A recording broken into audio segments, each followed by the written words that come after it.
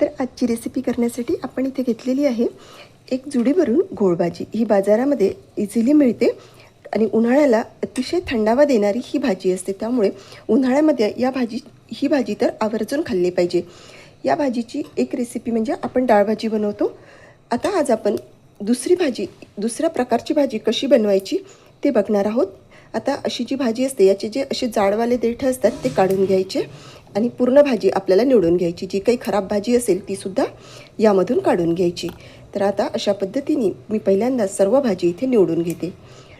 मैत्रिणींनो, तुमच्याकडे अशी भाजी मिळते का?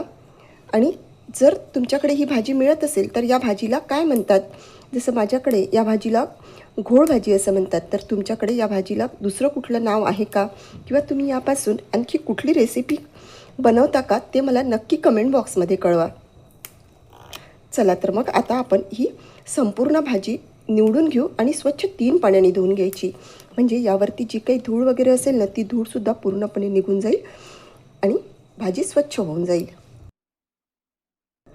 आणि हो, आणखी एक गोष्ट म्हणजे ही भाजी आणल्याबरोबर लगेच करायची, नाहीतर याचे पानं पडतात। म्हणजे लगेच ताजीच भाजी करायची, फ्रीजमध्ये आणून ही भाजी ठेवायची नाही, तर घेतली की लगेच करायला घ्यायची, म्हणजे अशा भाजीचे पानं गळत नाही, नाहीतर याच्या देठ वेगळे राहतात आणि पूर्ण पानं गळून जातात। आणि हे बघा, इथे ही आपली संपूर्ण भाजी निवडून झाली। आता ही भाजी मी स्वच्छ धुवून घेते। आपली भाजी धुवून झालेली आहे। आता आपण ही भाजी कापून घेऊ। ज्याप्रमाणे आपण डाळ भाजी करण्यासाठी कापतो ना, अगदी तशीच बारीक बारीक कापून घेऊ।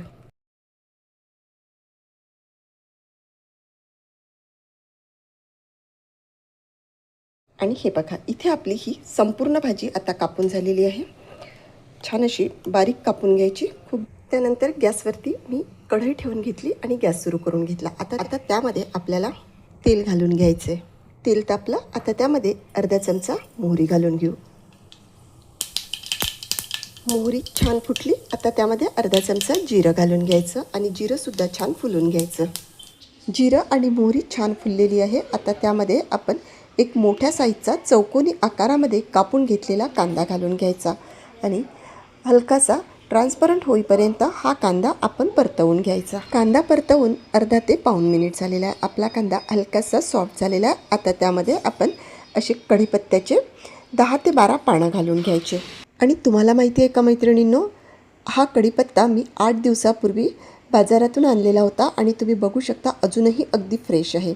तर हा कढीपत्ता आपण महिनाभर कसा फ्रेश ठेवायचा त्याचा व्हिडिओ मी शेअर केलेला आहे। तुम्ही तो बघितला नसेल तर चॅनलवरती जाऊन नक्की बघा, किंवा जर तुम्हाला त्याची लिंक हवी असेल तर मला कमेंट बॉक्समध्ये नक्की कळवा। आता आपला कांदा आणि कढीपत्ता मस्त तेलामध्ये परतला गेलेला आहे। त्यामध्ये आता आपण अर्धा चमचा भरून सुक्या लाल मिरच्याचे तुकडे घालून घेतले। सुक्या लाल मिरच्याचे तुकडे अजिबात स्किप करायचे नाही, त्यामुळे या भाजीला मस्त झणझणीतपणा येतो आणि छान चवसुद्धा येते। अर्धा मिनिट झालेला आपला कांदा छान हलकासा सॉफ्ट झालेला आहे। आता त्यामध्ये आपल्याला 1 चमचा भरून आलं आणि लसूणची पेस्ट घालून घ्यायची आहे। अर्धा मिनटं ही पेस्टसुद्धा या तेलामध्ये परतवून घ्यायची आहे। लसूण तेलावरती छान परतला गेलेला आहे। आता आपल्याला त्यामध्ये घालून घ्यायचे बेसिक मसाले। तर अर्धा चमचा हळद घालून घेऊ, एक अर्धा चमचा भरून लाल मिरची पावडर। आपण यामध्ये चिली फ्लेक्स वापरला असल्यामुळे मिरचीचं प्रमाण थोडं कमी घालायचं। अर्धा चमचा धने जिरे पूड घालायची आणि हे सगळं अर्धा मिनटं तेलावरती परतवून घ्यायचं, म्हणजे आपल्या या भाजीला टेस्ट खूप छान येते।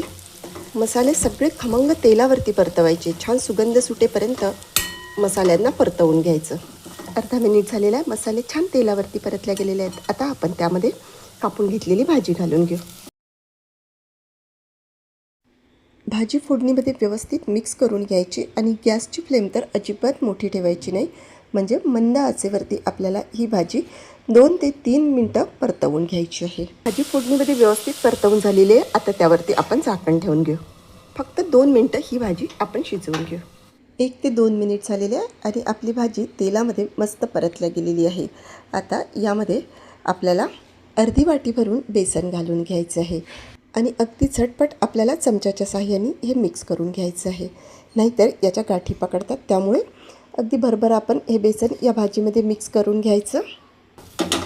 अशा पद्धतीने बनवलेली भाजी खायला अतिशय टेस्टी लागते. एकदा करून बघा. कशी वाटली ते मला कमेंट बॉक्समध्ये कळवा.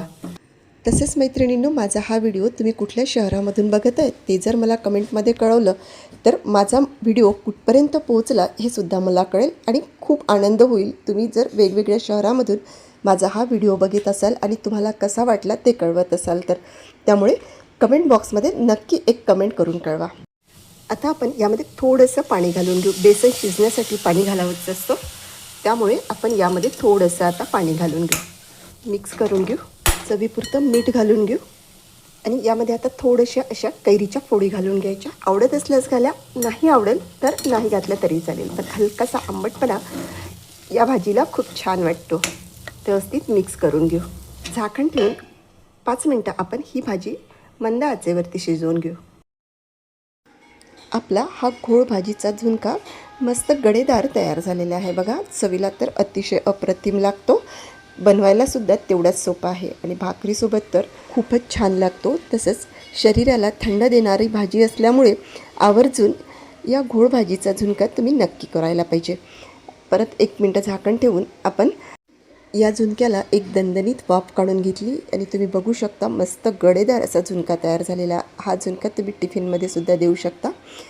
परत झाकण ठेवून घेतलं आणि आता हा गरमागरम झुणका आपण भाकरीसोबत, भातासोबत किंवा पोळीसोबत एन्जॉय करू शकता. आता इथे मी एक छान पातळ अशी भाकरी तयार करून घेतली. त्यावरती झुणका काढून घेतला आणि झुणक्यावरती मस्त शेंगदाण्याचं तेल सोबत कच्चा कांदा.